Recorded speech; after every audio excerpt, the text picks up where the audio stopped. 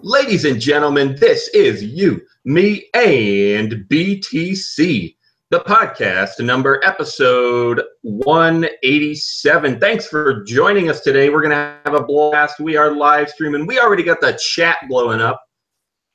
We got a little bit more of a handle on the fork. It had happened during last week's show, but, you know, it's still in the early stages, 2 days later or whatever. It's been over a week now. So we can share more about what's going on, more about what we expect for the future. That is all coming up. We're also going to share a clip from myself, the one and only, on a radio show talking about Bitcoin. It's a conservative political show, but they asked me on to talk about Bitcoin, and I did just that. Wow, once again, thanks for jumping in the chat, everyone. Mr. Hires, Daniel Roberts. It's great to have you. We hope there's more coming in there. You're welcome to ask any question at any time, and we'll do our best to get around to it. If you want to find that chat, this is the place to be for everything tonight. You, me, and btc.com/live. That'll get you right here. You can watch the video, jump in the chat. You can read the show notes. Don't worry, guys. I put the trigger warning there. I have to apologize for last week. I triggered some people, I think, when I called it Bitcoin Cash, or I triggered some other people when I called it Bcash, and I triggered some other people when I called the original Bitcoin the original Bitcoin. So I got a nice big trigger warning there to make you all comfortable and happy and everything. I'm actually retroactively triggered right now, so I want to be on the right side of history and say that I do not support anything this man does. Okay, well, there's also more show notes. Now that we've forked for a week, the original Bitcoin has done nothing but soar. Look at this, guys. Another perk of the website. This is our ticker on the side here, $3,420, and it's been even higher recently. Now what? Have we finally emerged from the fiery furnaces of debate and conflict? Has Bitcoin walked the hot coals to become a real, mature crypto ready to take on the world?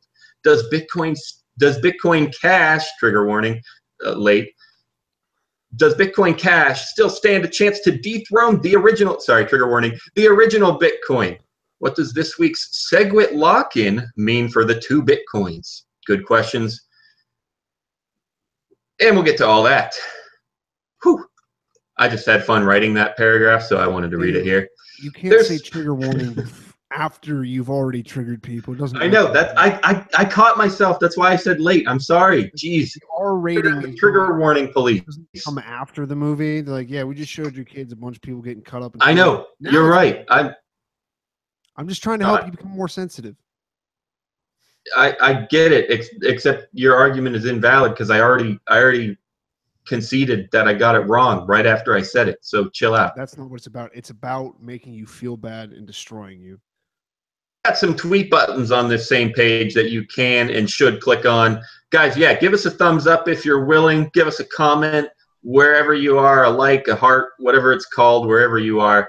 Make sure you let some other people know, especially right now while we're live. Get them in here, get them in the chat, and make sure you tag them on Twitter, whatever it takes. They got to be here for this show. And at the bottom, here's a fun one, the poll. And this is still kind of about SegWit, but going forward, you know, now that the forks happened, we still have the 2x part of SegWit that might have to kick in. And I want to know if you think it'll kick in or if it'll kick in with another chain split. There will be a original Bitcoin SegWit, an original Bitcoin 2x and an original Bitcoin 1x maybe. Or the third option is we'll never get around to the 2x version. All the NYA people will renege. 21 Million Club says, shit, Tim, you're violent tonight, buddy. What do we think of that Roger Ver twoops? That's a fun one. All right, let's do it, guys. Let's start right there. Roger Ver has a lot to do with this fork, and supporting different versions of the fork and having different opinions about the fork that did go through. He's Roger Ver. He likes big blocks. He didn't really like SegWit. What do you guys think of Roger Ver? What do you even know about him? What do you know about his opinions and what he goes for. Take it away. Microaggressions. That's right, Tim. Yeah. I'm getting. Go ahead, Zach. I thought Daniel was, yeah, you go, Zach. I'm glad there's only one of you now. I was getting super confused at first. I think, well, he's definitely like obviously a contentious person. But like we've talked about this before, there's so much infighting and just like in Bitcoin circles right now. I think it's very counterproductive. But I also think like obviously Bitcoin Cash is not soaring to great heights and like thousands of dollars and all of that. So I think Roger Ver is free to do whatever he wants. Like it's not some huge sin, in my opinion, at least, that the through. But also like it serves sort of as an example, because in my opinion, I think the opinion of a lot of other people who are a lot smarter than me and much more involved in this, Bitcoin is still relatively young, obviously. And so moving on in the future, when forks or splits are considered, this one is definitely, I would say, is not a failure. Like it didn't fuck things up, but can still be used as a valuable lesson for, okay, do we really want to split? Do we really want to? So I think it's valuable in that. But I'm definitely not trying to hold on to my Bitcoin Cash for forever, because I don't think it's going to be. You're right.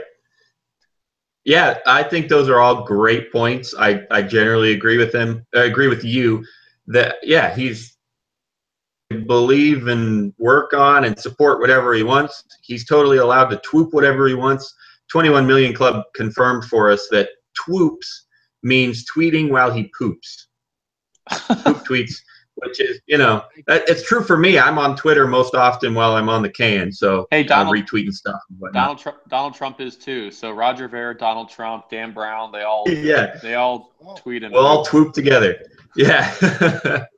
Yeah, but I agree. He's free to do whatever he wants. Hey, we've been saying for years, I can't officially confirm this, but maybe even as far back as episode 1. We've been saying for ages that one of the best things about Bitcoin doesn't care. If you disagree with the network, you can just go do your own thing. And that's exactly what happened this week. Everyone lived. A few people got triggered, but so be it. That's why Bitcoin is amazing. If you don't like it, you can do whatever else you want, and nobody's going to care. I mean, everyone cares. Everyone hates each other, whatever, but nobody's hurting each other. Yeah. The theory anyway. So, and I think Mr. Hires, are you in go ahead. No, I mean, I was just going to say real quick comment. And I think that's also what's so valuable. A couple episodes back when we were interviewing Paul about drive chains, I think that's one thing that's so valuable about them, that we could skip, if you wanted to mess around with something on your own, you could skip this whole split fork controversy and just do like a Roger Ver on the side on your own, and just avoid a whole bunch of infighting and controversy and all of that. So yeah, just a side thought. Oh yeah. Yep, I agree. Mr. Hires wants to know if I'm in an I don't care mode again this week. No, absolutely. Please not. Absolutely. I'll try to rein it in a little bit, but I'm always in that mood. It's just a question of how ranty I want to get on the show. So there was a tweet. Geez. There's a tweet that's been circling around from like November or October or something of last year that people are like mocking now.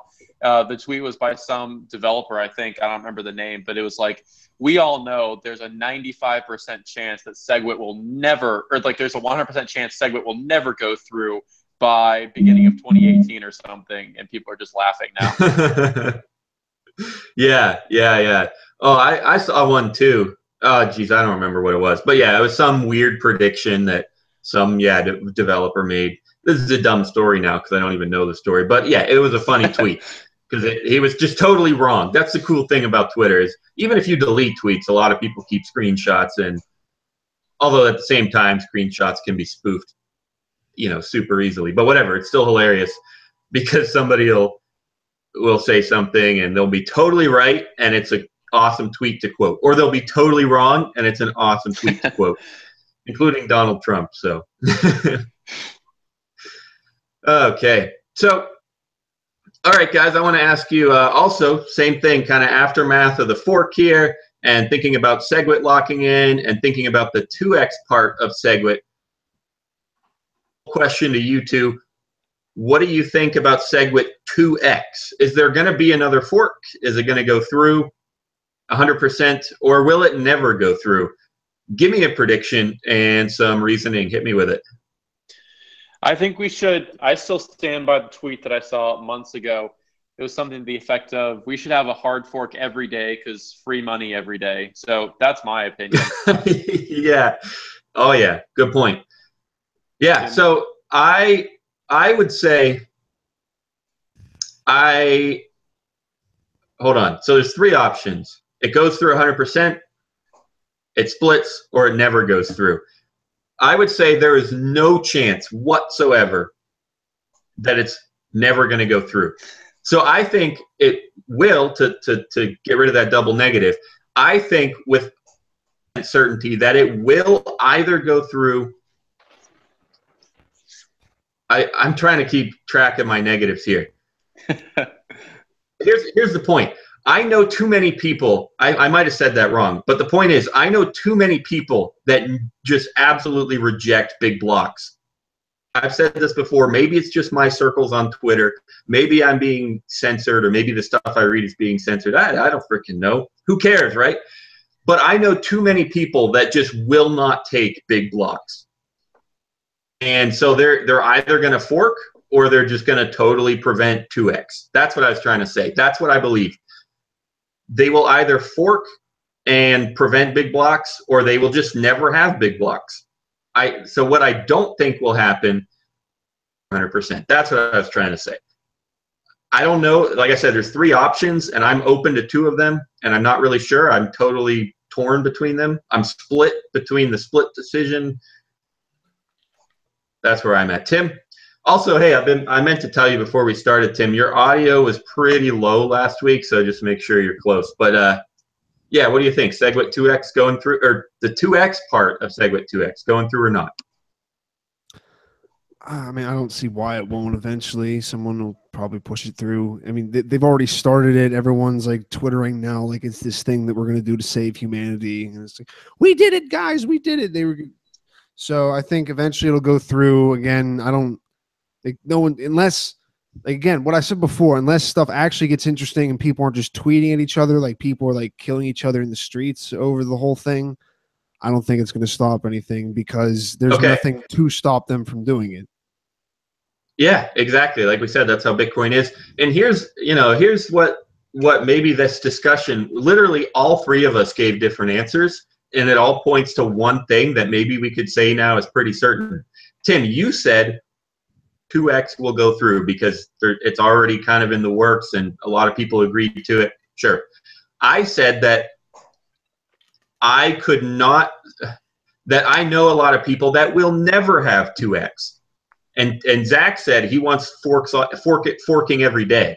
So to a fork. The only way that Tim can be right, it can definitely, and I can be right, where there's definitely also going to be a 1x version. And Zach also supports a fork. So here's some more forking, guys. Get ready. Yeah, that'll be fun. Don't lose your private keys. Yeah. Oh, yeah. I saw a tweet about, well, I forget. Somebody had an acronym like private key extraction stress. I don't know, PKES, something like that, because it's true. I mean, when you even see your private keys, you're like, oh crap, I gotta make sure nobody sees this. I can't touch the internet. What do I do now? Okay, transfer this. Oh, did I just copy it? Which one did I paste? So yeah, there's definitely some anxiety. Way too much. Definitely some anxiety.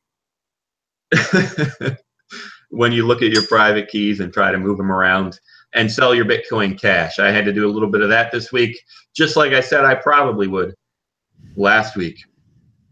I'll say, okay, so Mr. Hires has a serious question for all three. Price, will you sell Bitcoin even a little bit, 5%, if you are hodling forever? Oh, that's a good one. When will you sell any? Really, for me, I just don't plan on selling. I just don't unless I need it. That's how I've generally been. In fact, just this week I had to sell a little bit because I had to buy a car. That's when I sell. If it went to 10K to 20K, okay, well, what if it goes higher? I'm not emotionally stable enough to make decisions like that and say, okay, it's definitely high right now. So I just don't sell. Yeah, I mean, half you guys, the reason what do you got to keep for it us? in that is to keep it out of whatever inflationary. You're a little too hot now, Tim. Sorry. Don't ever tell me I'm too high, Daniel. But But your microphone, that's what I meant. You're too close or too, it's clipping it. You don't need to tell me. Am I still too high? Yeah. Yeah, it's pretty bad. Oh, okay. Well, I'll say I don't really have a price either, I would say, and that's coming from me who has sold before. So I'm sort of the purest form of hodling that I think everyone should strive to achieve, the like nirvana level, is sort of where you view it as like a house or some other very concrete asset where like you don't hold like a house or some sort of alternate property or something and think, well, if like prices in this like county or city go to this price, then I'll sell my house. You just own it because it boosts your net worth. It's just an asset you've invested in. It's something you just hold on to. And like Daniel said, unless you actually need the cash for something, I don't really plan to sell.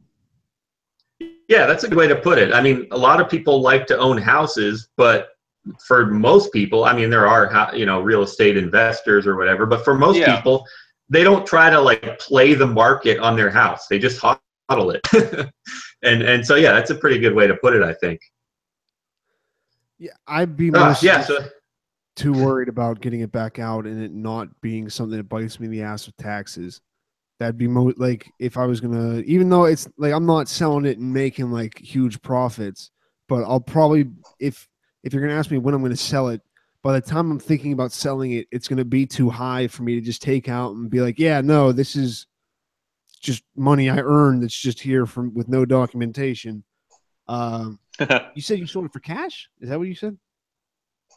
Me? Yeah. No. Okay. I mean, I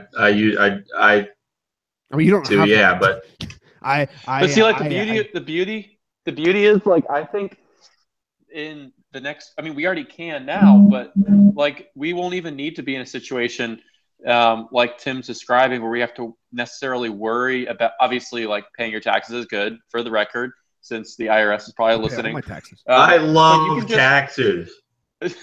You could just put your Bitcoin onto a debit card or a credit card and spend it just like anything else, and makes the use so much more seamless, or so much seamless, very seamless. And that's like the ideal situation. So even if I do spend my Bitcoin, if I need it for like a cup of coffee or a movie ticket or something, I might do that. Right. Yeah. Yeah, especially with debit cards, usually up to a certain limit, you can use it anonymously. So if you've got like, $1 million in Bitcoin, you're not going to buy movie tickets to get your way out of that one.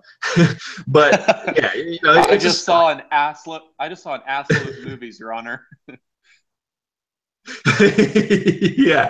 yeah, exactly. But it is a start. You could get a little bit out without having to touch a bank or anything too much. Now, I don't recommend it because I love taxes and I want to give as much tax as possible to the IRS. Their work, and I think they're putting their life on the line and everything with what they do. I'm just saying it is possible in different ways to go day to day spending Bitcoin without having to make a big scene about it. It's just possible, but I really think it's a good idea to make it 100%. Just give it all to the IRS, and you don't have to worry about anything. It's pretty simple if you ask me. You'll never get in trouble for paying. It's a flat tax, right? It's totally fair. Everyone pays 100%. You'll go wrong. No one will ever get in trouble for paying too much in taxes. But yeah. I did actually. I have a friend that he didn't pay too much. What happened? He didn't get his refund in time, and the refund came like 6 months late or something. And they actually did give him a bigger refund by an added interest to the refund. That surprised the crap out of me. So they're really great people over there at the IRS. They really care about you and your money, and they want all of the above. So they want you and your money. Yeah. Oh, geez. This is fun, guys. I'm going to toss out a reminder here. Head to meandbtc.com/ We're going to move on pretty quick here to our next segment. Usually we start rambling on with our first half of the show and our second segment in the last 20 minutes or 10 minutes or whatever. But I have a 15-minute audio clip, and I know we're going to be pausing it fairly often. So I want to get started on it so I can get tons of feedback here from Tim and Zach. This is another reason I liked my show notes tonight. I said later in the show, video interview that Daniel, did on Trending Today USA. Asked me about what Bitcoin is, where it came from, where it's going, all the generic questions that a radio host is going to ask you, especially when he knows nothing about Bitcoin. It's generic questions. It's not a Bitcoin show, so I had to try to explain everything without sounding too confusing. Zach will certainly berate my efforts for your pleasure, so you do not want to miss this. And I have no doubt that I've got that coming. So I guess if you guys are ready, I will kick off a little bit of this clip. Are you guys ready to berate me? Yes. Yes. All right. So the unfortunately, our tech setup is not great for having one of those two control it and pause it whenever they want to berate me. So you're just going to have to start screaming at the top of your lungs and get me to pause it whenever you're ready to beat me up. So here goes, guys. This is kicking off. Before you start it, just so I don't have to jump in at the very beginning, if you listen, one of the first comments he makes is he's like, well, Dan, I heard you have a podcast about Bitcoin. I didn't know Bitcoin was something you could podcast about. He's like, is this like, are we talking about bananas or erasers or something here? It's like, I didn't know you could talk about that. Yeah. What are we doing right now, guys? What have we been talking about for the past 3.5 years? I don't know. We went wrong somewhere. Geez. Here goes, guys. Well, Bitcoin is either a massive bubble or it has a lot further to run. Financial forecasters now weighing in on the cryptocurrency, trying to divine where it's. Is that pause? Is that a pause stop? This music is as bad as ours. Oh yeah, I haven't commented on it yet because I wanted to make it abrupt. But speaking of our music, I've been saying the past few episodes that it sucks because it does. So I just wanted to say that one more time. I'm not going to say why it sucks. I'm not going to say where our music comes from because it doesn't deserve that credit. And so when we talk about Bitcoin, we go to our resident expert. By the way, Dan Brown is not related to me. Resident expert. That's right. I am an expert, Bitcoin expert. Also, this is definitely a shill. You two aren't related with these fucking names, Dan. You're going to tell me no, all you fucking clan. All of you are the same, and you're all trying to pull something. Yeah. Well, it is true though. I am not related. We just we share our last name. And anyway, he's also 3 feet smarter than I am. So okay, he's here to talk about what Bitcoin is. Okay. This guy is really like brown nosing Dan. Like, Dan, just tell me everything you know. Can I have some free Bitcoin? Please, sir, suck Daniel's dick a little bit more on the radio. Our resident Bitcoin expert. He's 3 feet taller and smarter than I am. His dick is so much bigger. Okay, guys. Hey, guys, a reminder that I welcome your beratement in the chat, too. So to get that in there while we're going. Well, you have your own podcast about Bitcoin. That's right. Yep. It's a good time. We do it every Thursday. Stream live. I would not have known that Bitcoin was something that you could podcast about. What is there about Bitcoin that caught your eye? Oh, man. Well, geez. It's been about 4 years ago now since I became interested. I honestly, it just seemed cool. I was in high school. Some silver just because it seemed cool, and then some friends, showed me about Bitcoin and it's pause. All right, so here's a chance. I gotta, as much as I love to berate Tim, I do got to give him some credit because he was the friend that introduced me to Bitcoin. So there's that. He was the friend that allowed me to have a little bit of money this week to buy a car. All thanks to Tim. Now, I'm not suggesting in any way that I owe him a fraction of that car. By no means. But there you go. Thanks, Tim. It seems like Dan. That's It how seems most like Dan people- just does things because they're cool. Like I bought silver. I bought Bitcoin. I got hooked on They just heroin. seem cool. It just Yeah. seems cool. all the kids are doing it. Yeah. Oh, geez. All the kids are doing it. So sure, I'm in. Find out about it. Price goes up a little bit. They don't buy. Now that Tim's interrupted, we're only a minute in. He's awful, okay? I'm bad, but this is really bad. I'm in you guys as a unit because you're trying to pull a show right now. Anyway, just play it. I didn't hear all that, but whatever. Right? Yeah. And then the price goes up more, and then they get involved. Yeah, I think it's counterintuitive. When the price is low, you think, well, it's no good, nobody wants it, so I don't want to buy. But if you've got the wherewithal to buy low and sell high, then yeah, you gotta take a risk at some point. Oh, you don't have to. You can stay out if you want, but yeah, I mean, you gotta. Okay. Classic YMB. You can. I mean, you can, but I mean, you don't have to. Yeah. Well, you can sit on the sidelines if you want, but all the cool kids are doing it. You can be a loser if you want. You don't have to buy it. Yeah, I don't care if you're a loser. I'm a loser. We're all losers. If you get in here, though, you could be a rich loser. So if it keeps going up, you might have to buy high. Maybe you shouldn't, maybe you should, but yes, maybe you shouldn't, maybe you should. You got to get involved at some point if you believe in something. Well, let me give you a couple of quick numbers. I was looking at this last night. At some point, I think it was 2007, Bitcoin. Yeah, Bitcoin did not exist in 2007, but I still love you, Ernie. Was selling for, I think it was hundredths of a cent, something along that line. It's now selling at $3,300 a piece. Right. So the classic story, one of probably the first actual purchase of a physical thing, must have been back in 2010, something like that.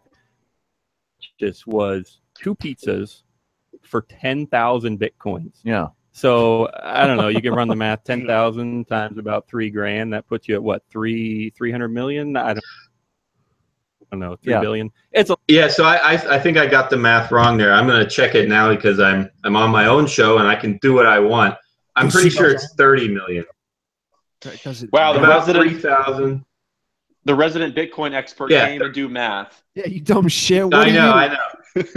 So those pizzas, if you call Bitcoin at $3,000 a pop, which is actually higher, but at $3,000 a pop, we're 30 million right now. I think I said 300 million or 3 billion. That was a little bit off, but oh well, you get the idea. A lot of money for 2 pizzas. Yeah, lots of scratch. Yeah. For those who don't know, what is Bitcoin? That's a big one. Give me the short. Yeah. So I could go on for what's it been now, 3 or so years and talk about Bitcoin, but I'll try to keep it short. All right. It's a digital currency. The biggest strengths, it's got all kinds of attributes, all kinds of things that are good about it, some things that aren't amazing. There you go. Classic YMB again. Some things are good, some things are bad. Yeah, I'm not wrong. It helps you not have wrong. money controlled by the government, but it also sells child porn. So it's give and take. It's a give and take. Yeah. It sounds like you're describing like your girlfriend or wife or something. He's like, what first caught your eye about Bitcoin? What? Well, tell me about it. Well, it's got some great attributes, but also some not so great ones.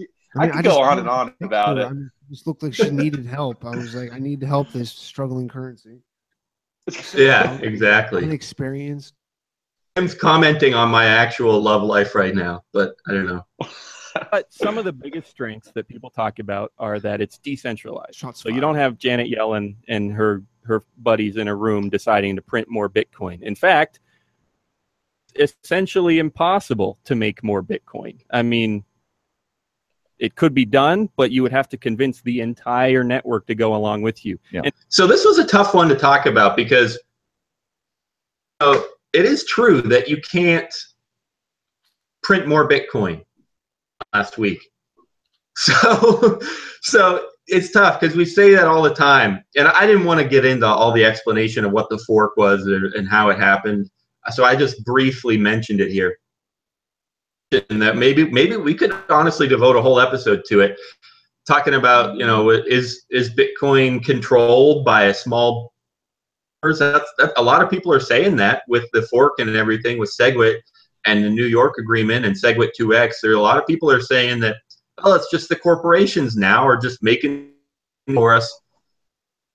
Yeah, we might have to talk about that one in more depth, because as much as we love Bitcoin for being decentralized, controlled by a few people, I don't know. But I said it wasn't because I wanted to make Bitcoin look good. So in fact, even if you didn't, you could just Bitcoin. That's another whole story. We just had a fork this week. But anyway, yeah. So decentralization, that's a big one. There's a maximum. All right, pause. Two things. I can't imagine like his listeners. I'm sure he's never talked about Bitcoin before, and then you're like, decentralized. We just had a fork last week, and they're probably like, yeah, I know. But I also think a fork. I think we just had a fork and a decentralized fork. What the hell is this kid talking about? If people spend $3,000 for a decentralized fork, what kind of fork is this? Also, though, I think power tools on the side of this fork to cut your meat, and what else can you do with it? I also think we could devote, like maybe you have before I came along. No, I've been here from the beginning. But I think it's super hard to answer. Like, he asked you, what is Bitcoin? And people, like, I just ran to kids, we were having beers earlier tonight, and they're like, so what's Bitcoin? And that's like a super hard question to answer. So I just told them, like, go read Antonopoulos' stuff and this other book and stuff. I didn't want to answer it because it's a hard question to answer. Right. I don't think I mentioned it in this interview, but a good way to kind of counter that is just say, well, there's a phrase in Bitcoin called going down the rabbit hole. I'll explain it to you until you go down the rabbit hole and just read article after article after article and just let it soak in. I'll do my best, but you got to go down the rabbit hole. Pause. Oh, you said pause before I even started it. There's a phrase in Bitcoin called "go down the rabbit hole." That's from the Matrix. You dumb. That's from 1999. Take that back, Daniel. Anyway, I'm not disagreeing, but I'm sorry. I believe you, but they use it a lot in Bitcoin. So 21 million Bitcoins ever, and compared to printing. No, in the Matrix, it's like called taking the red pill. What? It's called like taking the red pill or something in the Matrix. Or do they seriously use? He says something about see how far down the rabbit hole goes. Zach, were you just holding a banana up against your head? I had to take a call. Chill. Oh, okay. Yeah, I saw what you're doing. This is like a Daniel joke. Hey, wait, hold on. Hello?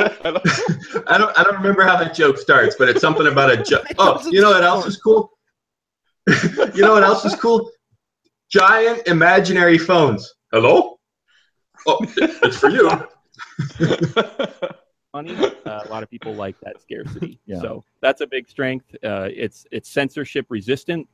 You can't tell a Bitcoin not to go from here to there. It just it just can't be. That one holds pretty true, I think, for all crypto. Well, I mean, it depends exactly how it's designed, but for the majority of crypto, that's one of the biggest ones.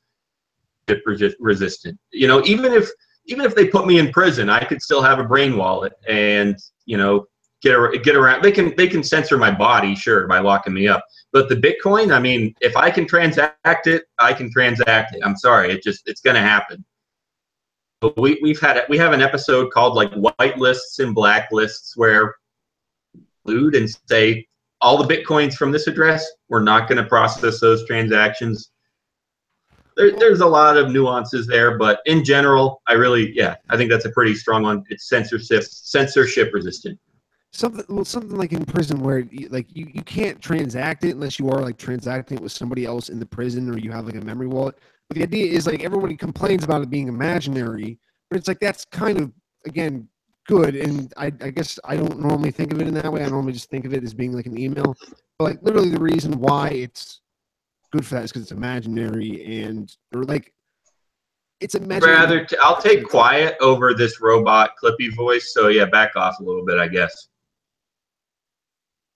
Now he's getting sassy. Yeah. Play the fucking video.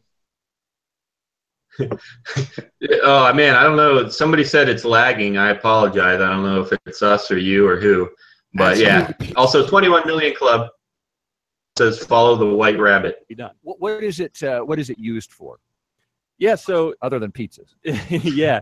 It is still a little tough to make it useful for day-to-day physical purchases. Mm-hmm. It can be expensive. That's another big debate that's been going on. But yeah, so it's coffee every morning with Bitcoin. It could be done. Some people, I'm sure, do it, but it's not really what it's for. What it is for, online purchases. There's a network that I use that allows me to buy stuff on Amazon at a discount by spending Bitcoins. So yeah, online purchases. Overstock just this week, they had been accepting Bitcoin. They were one of the first 3-4 years ago, one of the first big companies to accept Bitcoin was Overstock.com. But just this week they expanded so that rather than just accepting Bitcoin, they now accept something like 40 different cryptocurrencies that in there. Dan Brown is with us. He is an expert on Bitcoin. He does a podcast about it and has for the last 4 years. I'm trying to, so there are competitors then to Bitcoin. There's not just Bitcoin. There are a bunch of other cryptocurrencies. Oh, absolutely. Especially as of this week, the Bitcoin actually forked. It split into two different kinds of Bitcoin. So everyone that had the original Bitcoin now has plus. Oh, geez, another late trigger warning. I'm sorry. A Bitcoin Cash, or Bcash, as some people call it. Sounds like it's split like a stock almost. Exactly, okay. Exactly. So now that's a huge competitor because everyone that was in Bitcoin now automatically has some Bcash, and it's like number 4 on the chart of the market cap, the total value. Right. So, but then there's more. There's, Litecoin. Ethereum is number 2 on the chart. Ethereum's a big one with some different strengths and weaknesses.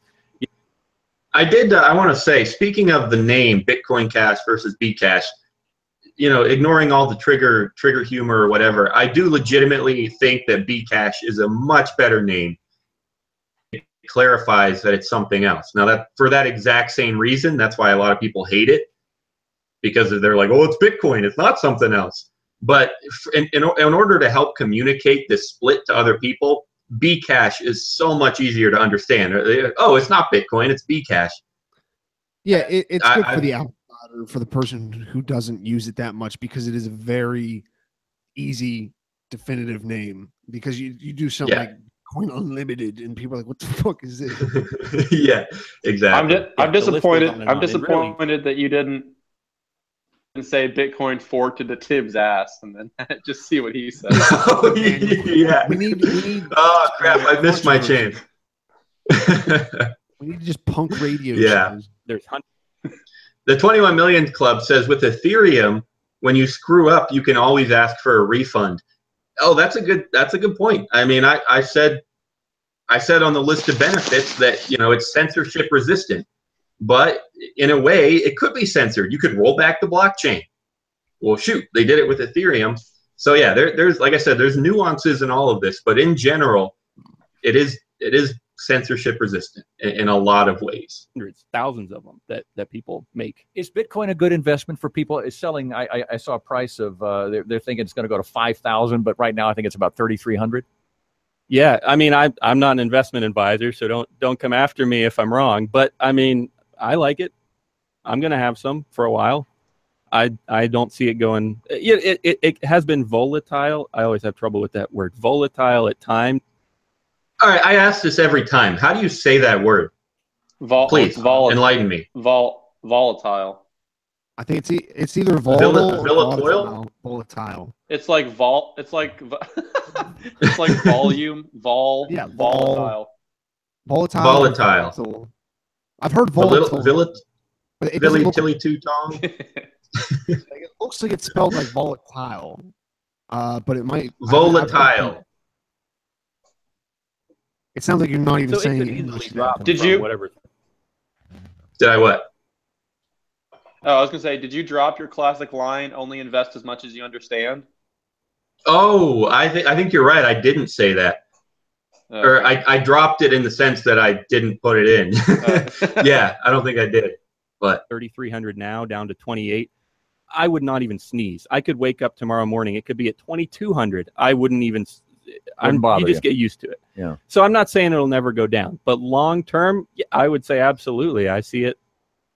10,000. Is this the currency of the future? Is this the way things are going to eventually go? It's all going to be digital and on some digital computer somewhere as opposed to cash in my wallet? Right. It totally could be. Absolutely. Is this going to be on some digital computer somewhere? Yeah, that's how it works. And you have to get people on board. You have to show them what's useful about it.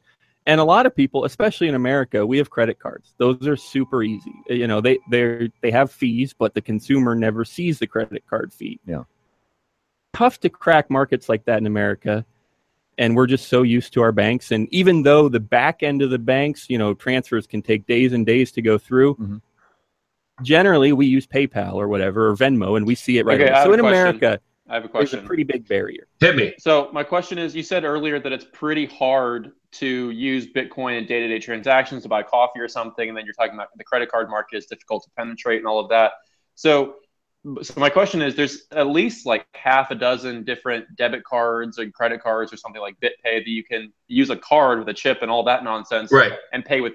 So are there like, what do you not see those as easy to use in day-to-day purchases? No, you're right. Oh, that's huge. You're exactly right. That's a big kind of stopgap solution. The issue with that is just that it negates a lot of Bitcoin's benefits. Yeah. It does make it easy, but you have to trust whoever is running the credit card. You know, you have to trust the payment network, Visa or MasterCard. Then you have to trust the banks between them and between whoever is issuing the card, which BitPay, there's one from BitX. There's several different, you know, Bitcoin debit cards. So there are a lot more levels of trust. It's a good stopgap solution. It allows you to hold Bitcoin anywhere, anytime. Right. But you know, you wouldn't want to put your life savings onto that debit card because you have to trust people. So it's just kind of an in-between solution, I would say. So do you think like blockchain.info card or a plastic payment method of any form could be compatible with you still having a private key? That's a really good question. I bet you there are people trying to figure that out as we speak. Yeah, I mean it's like a hardware wallet where you just like plug it in. Yeah. And it gives you the transaction, you approve it, but the private key stays on your hardware wallet and never touches anything else. I mean, you would have to make it super safe and hard to hack and all that stuff. But yeah, that could totally be done, I would imagine. And I bet there's people working on it. But in general, around the world, there are tons of use cases. You know, I was just talking to someone this morning. Stocks. You could put stocks on a blockchain, treat them like Bitcoin. They could be provably scarce, publicly, globally tradable, 24/7. All kinds of uses like that could come into play. And Bitcoin itself, the original Bitcoin currency, I do see it growing in use. A lot of people buy coffee with it. You know, it'll take a while to make it convenient, but they will, I see eventually. And banks, all the banks are looking into blockchain. They're still kind of afraid of Bitcoin, the specific blockchain that is Bitcoin, but they are interested in blockchain technology and trying to replicate it. I actually think that's dumb because they don't need to reinvent it for something when they can just use Bitcoin. But still, that's a big debate, and I see a lot of people using it. Expert on Bitcoin. Dan, where did this come from? How did this begin? Who came up with this idea? Yeah, so there's the legend. Expert. Some people almost worship him in the space. I'm an expert. His name or her name or their name, nobody knows, is Satoshi Nakamoto. Over the years, there have been a couple theories about who is Satoshi Nakamoto. The Newsweek just shattered this guy's life because they said it was him, and he got attacked with reporters, and it wasn't him, theoretically. Yeah. You never know. A lot of people in the space say, we don't want to know. We want to have a legend. that if we find out who he really is, then we're going to see all of his flaws, and it's going to ruin the legend. Yeah. So a lot of people don't want to know. But yeah, it's just some anonymous person on the internet. That's where it came from. Is Bitcoin going to, or are cryptocurrencies going to take the place? Are they going to have a place within the world economy? For example, I think this guy was predicting that eventually at least 4% of the economy will be based on cryptocurrency. And I'm talking about the world economy. I could absolutely see it because, like I said, it's still tough to buy coffee with Bitcoin. Yeah. But world stuff, across borders, that is huge. If you want to send a bank transfer across the border, it's going to cost you at least $25 and time, a lot of regulation. Yeah. Oh, geez. There have been Bitcoin transactions, millions of dollars transferred in, a minute or two. Pennies. It seems like, though, that could be used for nefarious purposes. I can see drug cartels or ransomware. There's the classic one. I knew this one was coming because like I said, it's a real conservative political show, and so I knew that was coming. And I sort of had this prepared. And after we listen, you guys can let me know how I did. There are people wanting converting into Bitcoin. Yeah, it is true. Ransomware has been a big thing lately. The dark markets have been a big thing lately. Several of them have been shut down lately. Yeah, that question comes up a lot on our show, and the answer is, but so could my shoes, so could my car, so could the U.S. dollar. Anything can be used for good or evil. Yeah. What would your shoes be used for evil? Oh man, no, never mind. All right. So I'm trying. All right, how'd I do? I'm confused. No, I mean that was good. That's the only answer you can give. There's not really. I support all kinds of entrepreneurship. I mean, you can't say that. So, yeah, I mean. Yeah, exactly. I could have said, like, yeah, you're right. How cool is that? They're buying drugs safely with Bitcoin. Woo! Yeah. You should have gone like, you're like, you should have gone this whole hog. Yeah, you can buy cocaine and slave. Actually, and I have some right now. I'm in the same building. Let's go. Come on. Did you know you can get escorts with Bitcoin? Do you know what they'll do for you? Do you want me to show you? The police will have to start working now. The 21 million club in the chat says, torture people with the smell. There's an evil use for shoes. The real answer is, I've heard Andreas Antonopoulos put it this way. Bank robber ever presumably has worn shoes. So there you go. There's that. To wrap my head around there you go. The idea that this could be at least maybe a few years in the future something that affects everybody. That eventually I go to a job and they say we pay you in Bitcoin, but with a limitation of how many are out there. How do you expand? It could go up in price, but it can also price people out of that market, couldn't it? Theoretically, now, one big thing that it takes people a while to realize is that a Bitcoin, you can buy a fraction of a Bitcoin. They actually make T-shirts that say that because people don't realize it right away. I didn't know that. It's divisible up to 8 decimal places, and that could even be expanded just with some simple software changes. So, yeah, it really is infinitely divisible. And so a lot of people are using the unit. It's called the millibit. 1/1000th of a Bitcoin, just like a millimeter, it's a millibit. And so I use it for a while. It was roughly equal to $1. Right now it's roughly equal to $3 because it's 1/1000th of $3,000. Yeah. But you could use smaller units, and it's a free market. If the price goes up, the price goes up. Yeah, I got that one right. Oh, here's another classic YMB moment. Wait, What? Wait, now I had a question about the millibits. All right. There was some discussion. I just want your unsolicited opinion. Because there was some chart going around that every millionaire in the world cannot own one Bitcoin. There's just too many millionaires, not enough Bitcoins, and already obviously people own hordes of Bitcoins on their own. Just impossible if every millionaire and billionaire wanted one whole Bitcoin for their own. So they were talking about in the future, maybe in our lifetimes, maybe not. I just want to know if you think this is possible. Like the definition of a millionaire could be redefined to how many millibits you own, since Bitcoin is infinitely divisible. The smaller units will be used more and more the more people will be involved in Bitcoin. Yeah, that's a good point. I mean, because millionaire refers to $1 million, but what unit do you use for millionaires in Bitcoin?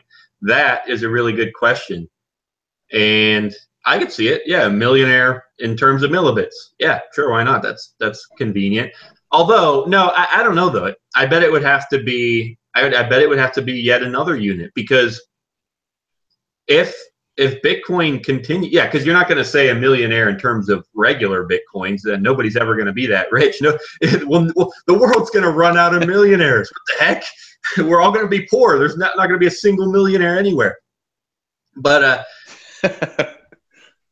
I bet a millibit is also eventually going to be worth too much for anyone to be a millionaire in terms of millibits. I just think it's probably could happen. So yeah, I do see maybe the bit, which is also the same as a microbit, which would be, a millibit is 3 decimal places over, and a bit or a microbit is 6 decimal places over. Maybe so then actually, yeah, 1 Bitcoin would actually be 1 million bits. So instead of being a millionaire, you would just hold 1 Bitcoin or 1 million bits. Yeah. That might happen if we get up there. You can buy more. If you can buy less, you can buy less. What is the total value right now of Bitcoin out there? Oh, I want to say. I meant to say, you can buy more. If you can buy less, you can buy less. Yeah, that's just another YMB moment. Say about 50 billion of Bitcoin alone. Wow. And if you lump together the top 10 or so cryptocurrencies, I want to say we push into like 110 billion. I totally lucked out on that question, because I rarely ever check or watch or care about the market cap. And even if I did, it's just human nature. I can't tell the difference between 1 million and 1 billion and 1 trillion or whatever. So I totally lucked out that I had happened to see the 50 billion number recently, and it was relatively correct. Yeah, so. And that number is important. Some people were talking. There was some research paper going around. I don't remember exactly why, but the number 50 billion is important because they said once Bitcoin reaches or passes that number, it's now at the point, just because of its market size, where it actually poses a substantial. It actually can begin to substantially compete with established fiat currencies. Because obviously the fiat currency market is trillions of dollars and way bigger than any cryptocurrency market. But for some reason, the $50 billion number is important because now Bitcoin is actually, although now a competitor for some reason. Yeah, because the smaller market is, the more prone it is to manipulation. There was actually a big story this week. We could have done a show about it, where actually I actually just am about to describe it. But yeah, there's fake orders maybe on BTCE, or no, well that also is a story. But fake orders on Bitfinex maybe. So yeah, so the bigger the market, the harder it is for there to be whales to manipulate it. Anybody out there, does anybody have the market cornered on Bitcoin? Like, for example, they own 1 million of them, or they own 5 million, or that kind of thing? Okay, so yeah, a couple things. Satoshi himself, that's the strength of Bitcoin that I never even got to. It's public and auditable completely. Yeah. I can log in to a website and see every single transaction ever. Or I could download every single transaction ever. So yeah, Satoshi, people can see on the blockchain that some of the earliest transactions are Satoshi Nakamoto's addresses, the creator. He holds, presumably, nobody knows for sure, but yeah, I was a little off on this. I didn't want to dive into everything about the difference between anonymity and pseudonymity and how is it anonymous and public at the same time. I didn't want to dive into that discussion. And that my explanation was not perfect because we don't actually know if they're Satoshi's addresses.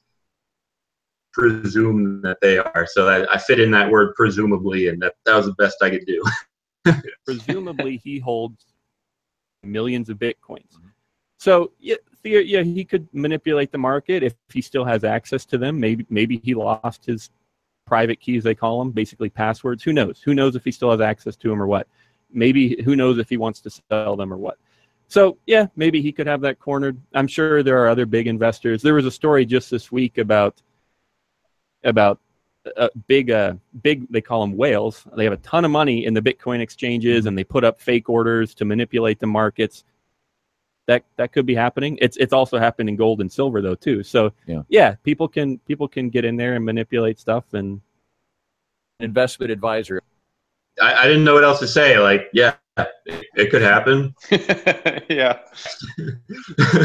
Of course, yeah, the Fed could keep printing millions of fake paper money. Like, anything could happen. Exactly. Yeah. You want to talk about manipulation? How many dollars do they print every day?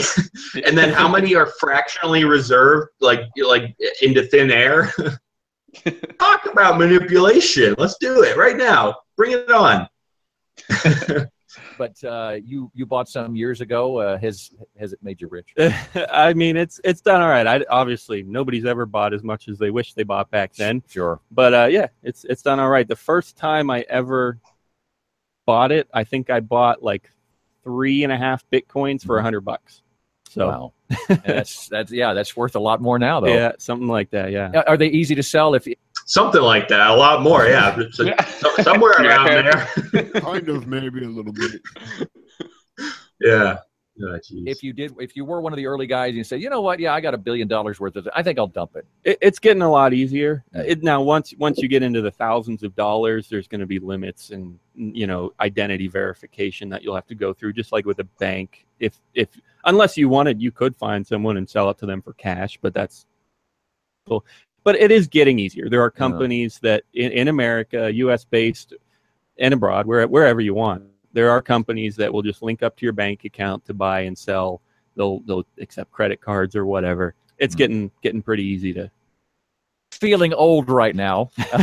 This is a whole new generation of an idea. Dan Brown hosts a Bitcoin podcast. What's the address? How do people hear this? Yeah, it's called You, Me, and BTC. Abbreviation for Bitcoin. So that's you, me, and BTC.com is the website. Okay, and the new one comes out every Thursday. Every Thursday. We currently, our schedule has changed, but we currently stream live from 9 to 10 p.m. Eastern. Okay, all right. This is Dan Brown. Dan works here with Liftable Media. He's one of the smartest guys I know. Dan, I really do appreciate you coming on the program. It was a blast. Thanks for having me. Ernest better be listening. I want to see you in the chat. Come on, man. One of the smartest guys. Yeah, I actually just use a voice modulator. I did that whole interview with myself.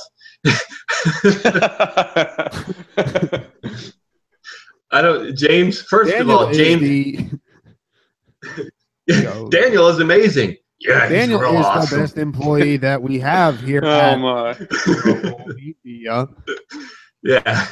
And then I played it to all my bosses. Yeah, see, they all love me. Guys are great. Daniel, you've done this before. We told you to stop. It's creepy. I think something's wrong with James Bond's keyboard. He did another typo. He said that for a while he couldn't see Tim, and then he could see Tim, and he said that made it watchable. I think he accidentally missed the U and the N. Those keys might be broken. It should be unwatchable. When Tim's here, but I am Bitcoin sex appeal. James said, Daniel, are you listening to yourself? I'm not quite sure what you mean, but yeah, I did have that interview of my own self playing. So yeah, I listened to that. But or maybe he means like, are you even listening to yourself? Do you hear what you're saying right now? Maybe he's trying to suggest I'm crazy, but I don't know why who would say that. So well, guys, we hit the 1 hour mark.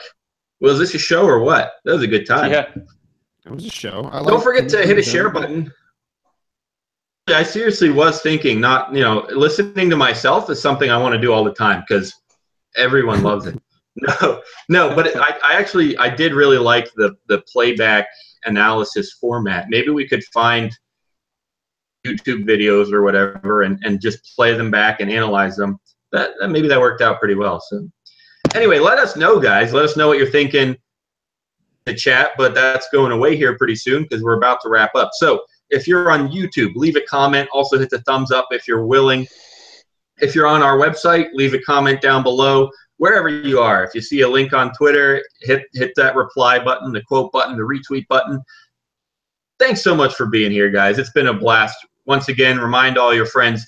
In the meantime, until we're back next week, for pleasure, make sure you head to you, me, and BTC.com. We got hundreds of audio episodes there if you haven't heard them before.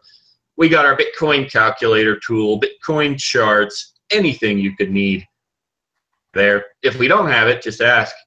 And we'll see. Maybe it depends what you ask for.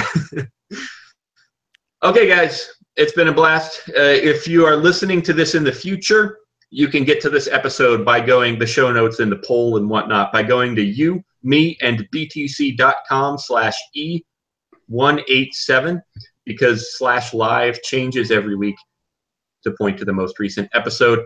We'll catch you next week. Have a great time. The music on the podcast version, if you're listening there, the music that you're listening to still sucks, and I sincerely apologize.